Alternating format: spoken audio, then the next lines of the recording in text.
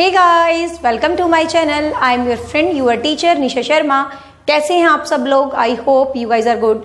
जो बच्चे पहली बार मेरे चैनल से जुड़े हैं, मैं बता दूं my channel dedicated for Haryana HSSC and special teaching exam like KVS, DSSB और किसी भी स्टेट का टेट एग्जाम क्लियर करवाना मेरा स्पेशलाइजेशन है। चाहे वो रीट है, चाहे MP टेट है, UP टेट है, C टेट है या S टेट है, DSSB या KVS। सो गाइज, इसी में एक बहुत इंपॉर्टेंट अपना चैप्टर होता है, चाइल्ड डेवलपमेंट एंड साइकोलॉजी का एक चैप्टर है, डेट इज ब्रॉन-फ्रेन-ब्रेनर का पारिस्थितिक सिद्धांत, इकोलॉजिकल थ्योरी बाय ब्रॉन-फ्रेन-ब्रेनर। और ये टॉपिक मैंने देखा बच्चे बहुत कंफ्यूज होते हैं और हर एग्जाम में कंफर्म आता है एक या दो क्वेश्चन, खासकर जो PGT लेवल्स होते हैं वहां पर तो ये क्वेश्चन कंफर्म आता है। सो इस वीडियो को देखना, आज आपको सारे डाउट्स क्लियर हो जाएंगे।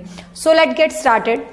द टॉपिक इज ब्रॉन-फ्रेन-ब्रेनर का ecological system, ecological theory by Bronfenbrenner. इसका नाम अजीब सा है, पहले तो ध्यान रखना, ब्रॉन-फ्रेन-ब्रेनर, ठीक है, BRONFRENBRENNER, लिव इट, ठीक है। ब्रॉन-फ्रेन-ब्रेनर एक साइकोलॉजिस्ट हैं। उन्होंने एक जो है जैव वैज्ञानिक टाइप में उन्होंने एक सिद्धांत दिया था। उस सिद्धांत का नाम था बायोइकोलॉजिकल, पारिस्थितिक तंत्र का सिद्धांत। क्या था ये सिद्धांत? सबसे पहले तो हमें समझना सिद्धांत क्या था। हम साइकोलॉजी को पढ़ रहे हैं तो सीधी सी बात है, यहाँ कुछ भी है तो हमारा जो सेंटर है वो हमारा बच्चा है, ठीक है। तो ब्रॉन-फ्रेन-ब्रेनर क्या कहते हैं कि जो बच्चा है वो एनवायरमेंट की लेयर्स से ढका हुआ होता है। मतलब वो जैसे वायुमंडल की परतें होती है ना, उसी प्रकार वो कहता है कोई भी बच्चा होता है उसके अराउंड्स भी लेयर्स होती हैं और उन लेयर्स के साथ ही उसका क्या होता है, डेवलपमेंट होता है। मतलब वो अपने वातावरण के साथ रिलेशनशिप क्रिएट करके, इंटरेक्शन करके किसी भी तरीके से बायोलॉजिकल तरीके से जटिल तंत्र को समझता है। तो वही उसका जो डेवलपमेंट होता है उसी को इसने नाम दिया है इकोलॉजिकल।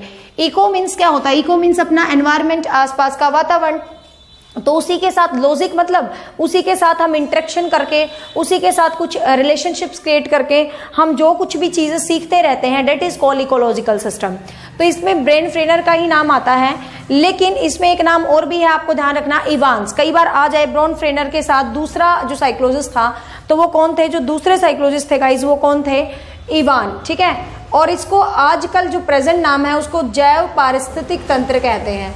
यदि पूछ लिया जाए वर्तमान में इसका क्या नाम है, तो इकोलॉजिकल, पहले इसको पारिस्थितिक तंत्र बोला जाता था, सिर्फ पारिस्थितिक तंत्र, ठीक है।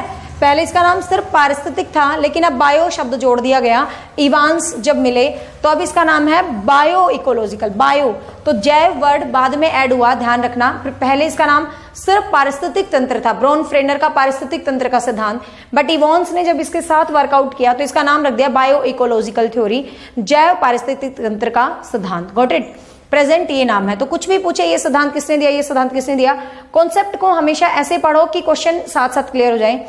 एक बच्चे ने कमेंट किया था, मैम आपने क्वेश्चन नहीं बनाए कॉन्सेप्ट के बाद।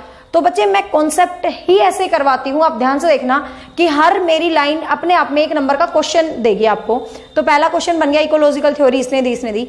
अब क्वेश्चन आता है कितनी लेयर्स इसने बताई हैं, कितने घटक इसने बताए हैं, कितने मंडल इसने बताए हैं। कुछ भी आ जाए पेपर में तो कितने मंडल बताए हैं? 5 मंडल बताए हैं। Micro system, meso system, exo system, macro system, chrono system, लघु मंडल, मध्य मंडल, बाह्य मंडल, वृत्त मंडल, घटक मंडल। डिटेल से करते हैं अब इसको, ठीक है।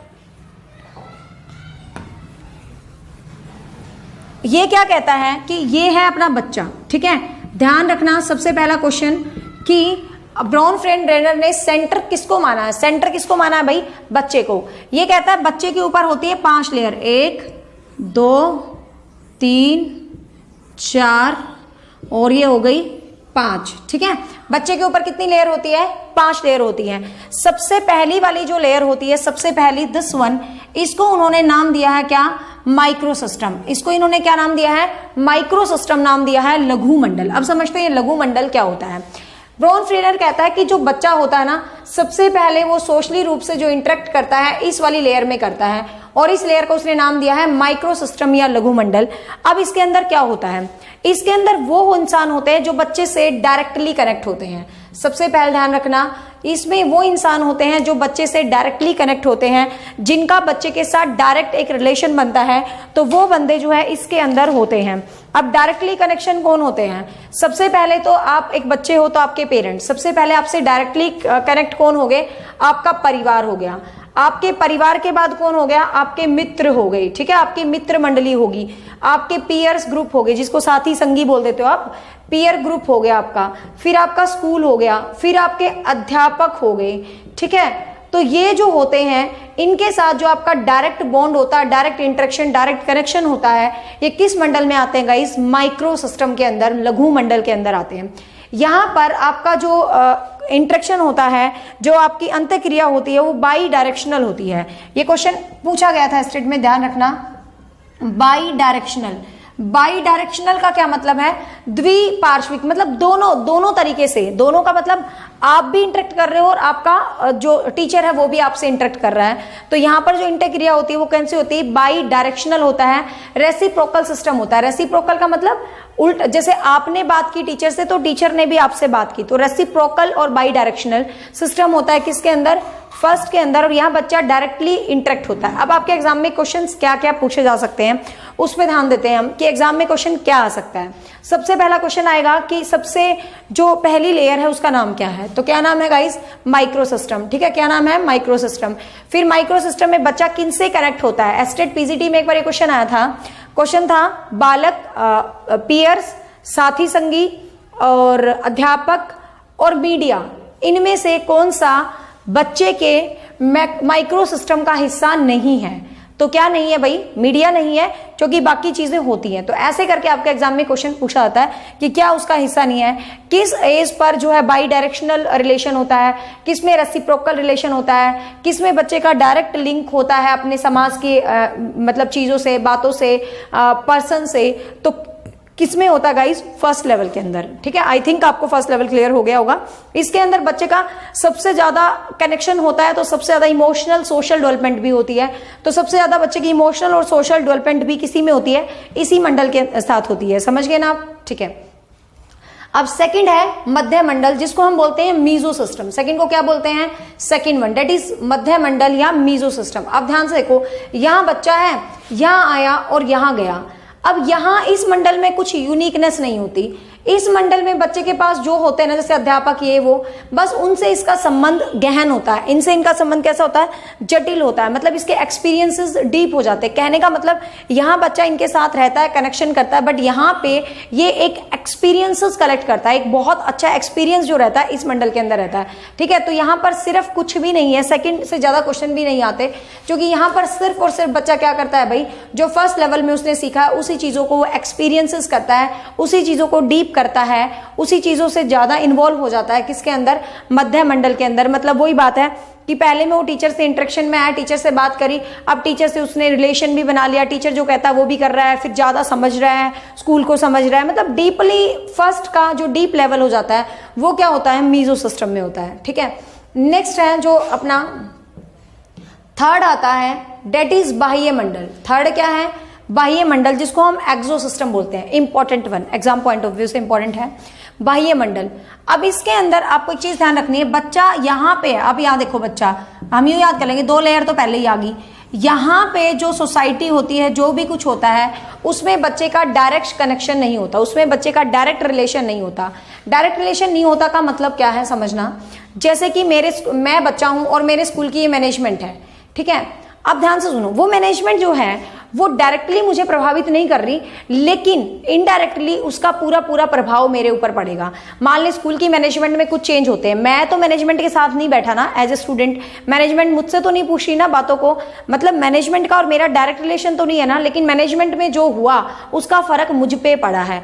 तो मतलब इस मंडल में वो चीजें, वो घटक, वो चीजें आती हैं जो बच्चे से डायरेक्टली तो जुड़ी हुई नहीं होती, बट इनडायरेक्ट उसके ऊपर पूरा अफेक्ट डालती है। जैसे कि मम्मी पापा का वर्क प्लेस, अब मम्मी पापा के काम की जगह पे आप तो नहीं जाते ना रोज, लेकिन आपके मदर पेरेंट्स जहां काम करते हैं उस सोसाइटी का आपके ऊपर बहुत ज्यादा असर पड़ेगा। एनसीईआरटी जो चेंजेस ला रही है, आप तो नहीं एनसीईआरटी के साथ जुड़े ना, लेकिन आपकी स्टडी पे उसका पक्का चेंज पड़ेगा। मतलब इसके अंदर क्या होता है, फॉर्मल ऑर्गेनाइजेशन होती है, जो औपचारिक संस्थाएं होती हैं वो होती हैं।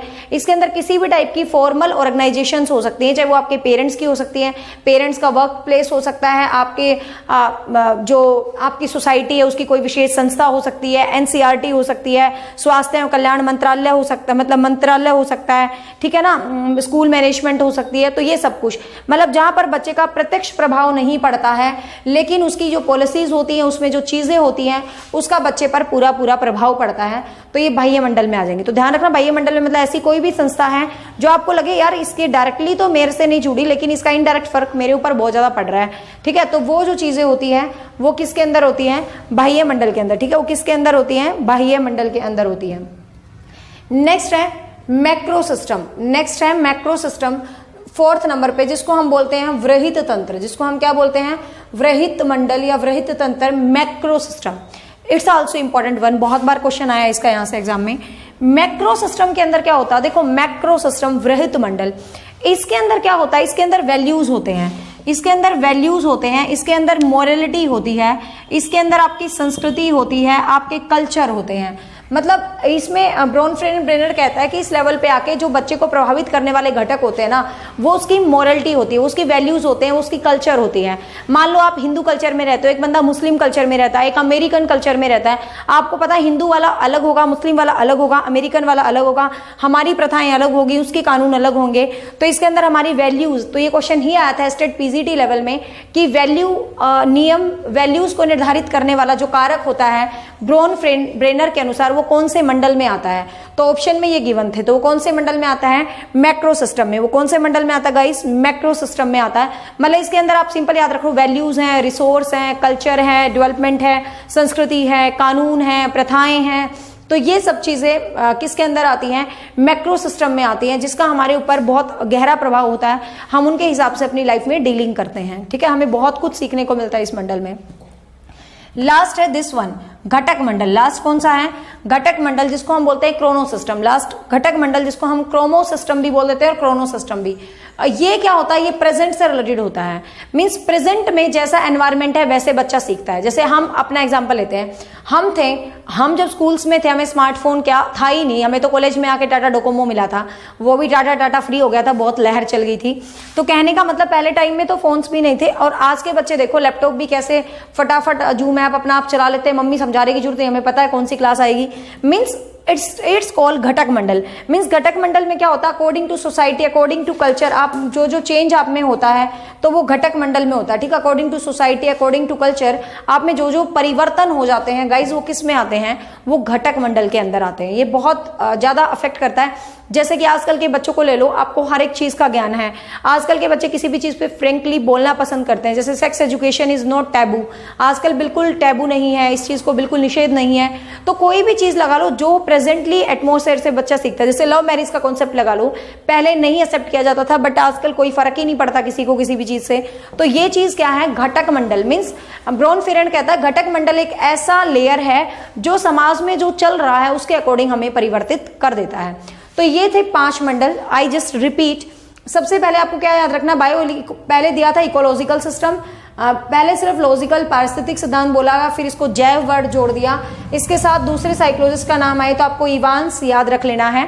खाली मतलब ब्रोनफ्रेंड-ब्रेनर ना आए पेपर में और एक जोड़ा मिलके आ जाए तो इवांस का जोड़ा इसके साथ आप टिक करेंगे, ठीक है। इसने 5 दिए। सबसे पहले सेंटर माना है चाइल्ड को, और सबसे पहले है माइक्रो सिस्टम जिसको लघु मंडल बोला है। इसके अंदर आपके परिवार, साथी, संगी, पीयर ग्रुप सब आप पे डायरेक्ट अफेक्ट करते हैं, डायरेक्ट रिलेशन होता है, डायरेक्ट बाई डायरेक्शनल होता है, दोनों से आप लिंक करते हैं, रेसिप्रोकल होता है, ठीक है। फिर मध्य मंडल में सिर्फ इसी मंडल को आगे बढ़ाया जाता है। बाह्य मंडल में जो आपका वो होता है जो इनडायरेक्ट अफेक्ट डालते हैं, जैसे आपके फादर मदर का वर्क प्लेस है, आपकी स्कूल की सोसाइटी है, आपकी एनसीईआरटी की बुक्स है, कुछ भी है जो आप पे डायरेक्टली इंपैक्ट करती हैं, वो बाह्य मंडल का होता है।